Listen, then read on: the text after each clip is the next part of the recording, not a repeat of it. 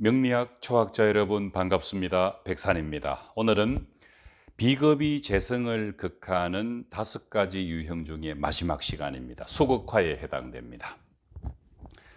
사례를 가지고 공부를 해보도록 하겠습니다. 진월의 계수는 화목이 중화용신입니다. 이 사주에서는 천간에서 병정화가 아주 보기 좋게 발달되어 있습니다. 병정화의 뿌리가 되는 인묘, 사오미, 술토 중에 사화와 미토가 있습니다. 물론 이런 미토는 원국에 축토가 있기 때문에 축토를 만나면 불편해지는 것은 사실이지만은 그래도 그나마 사화와 함께 있기 때문에 외통수에 걸리지는 않을 것으로 보입니다.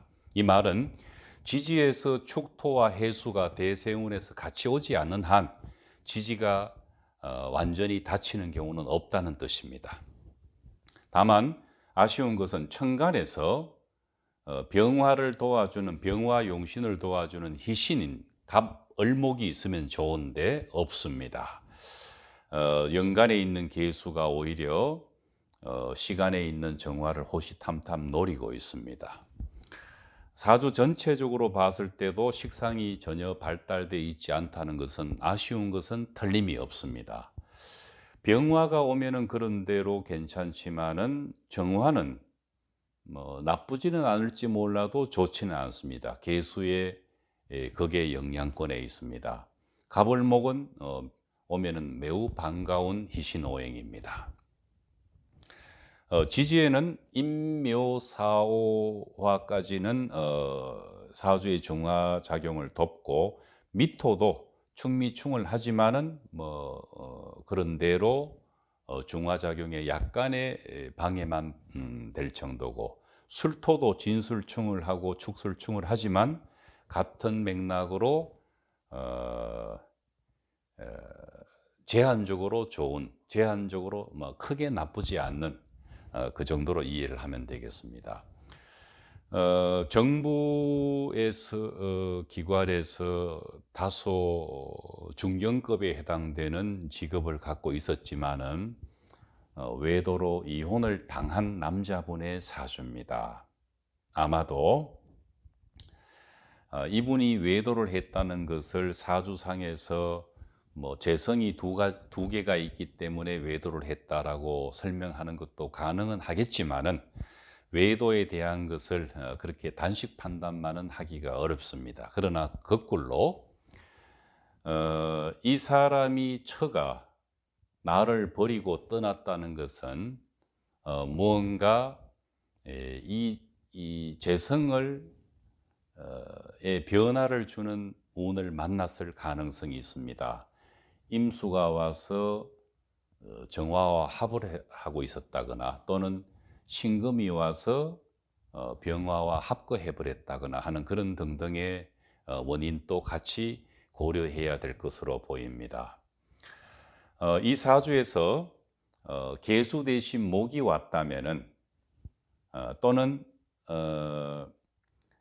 여기 임계수가 하나 있는데 병정화 중에 하나가 갑을목이라면은 비겁이 재를 극할 때 식상이 있어서 비겁의 공격으로부터 자유로울 수 있는가라는 문제에 대해서는 비교적 그럴 수 있다라고 보는 것입니다. 그러나 그것이 수생목, 목생화했기 때문은 아니라고 누누이 말씀드렸습니다. 바로 자월의 임계수 사주에 임수가 하나 더 있다고 또는 계수가 하나 더 있다고 가정했을 때 그 강한 자월의 임수가 수생목하고 목생화한다는 그런 논리는 아니라는 겁니다. 다만 목화가 상생하는 가운데 사주의 중화를 돕고 있는데 강한 수기가 수생목으로 설기되는 듯한 모습으로 보이는 것입니다. 병화가 있든 없든 자월의 임수가 갑을목을 생을 한다는 것은 갑을목의 입장에서는 그렇게 유쾌하지가 않습니다. 그래서 이런 잘못된 생의 논리에서 가능한 빨리 탈피해서 체에 갇혀 있는 생의 논리로 가는 것이 아니고 영으로 전환된 상태에서 생 또는 극을 보아야 합니다. 희용신에 해당되는 오행이 기구신이 생을 해준다고 해서 무조건 생이 아닙니다. 달갑지 않는 생이 대부분입니다. 그래서 생도 생 나름이고 극도 마찬가지입니다. 희용신이 기구신의 극을 받으면은 안 좋은 것은 당연합니다.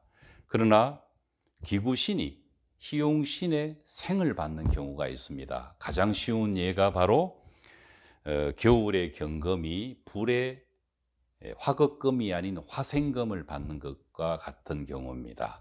그래서 생과 극에 대한 편견을 버리고 체에서 용으로 전환된 명리학적인 생과 극의 동태에 대해서 좀 더 유의해야 할 필요가 있는 것입니다.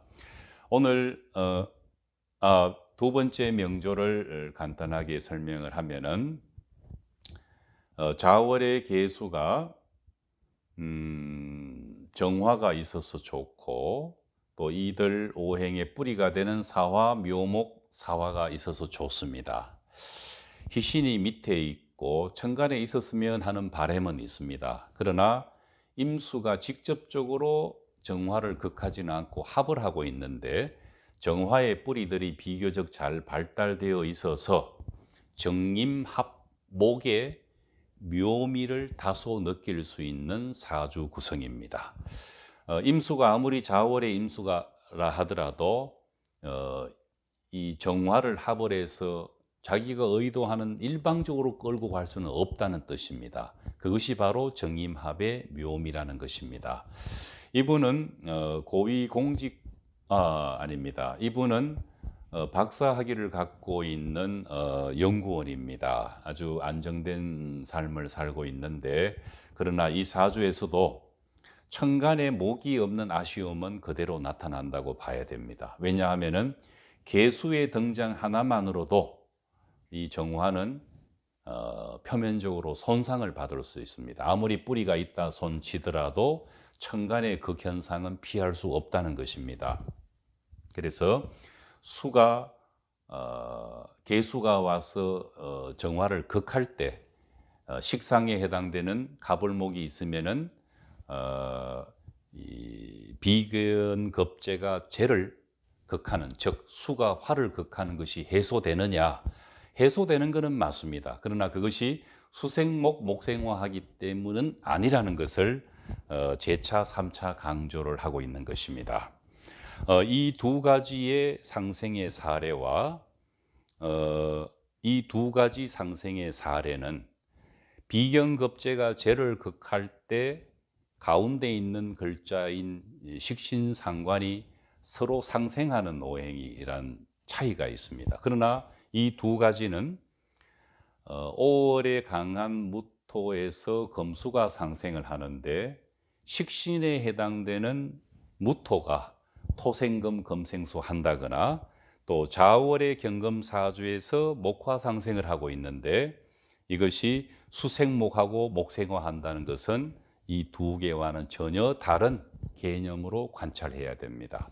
이 두 개라 하더라도 비견급제가 재를 극할 때 가운데 있는 식신상관이 있다고 해서 수생목 목생화가 된다거나 토생금 금생수가 되는 것은 분명코 아니라는 것입니다. 이번 5가지 유형의 비견급제가 재를 극하는 사주에서 사주를 정확하게 분석하기 위한 하나의 트레이닝이라고 보면 됩니다. 이런 것에 대한 정확한 이해가 없이 막연히 목생화, 화생토, 토생금, 금생수라는 그런 도식화된 생의 논리에 빠지다 보면은 진정한 의미의 생각은 완전하게 놓쳐버리는 것입니다. 도움이 되셨기를 바랍니다. 다음 시간에 뵙겠습니다.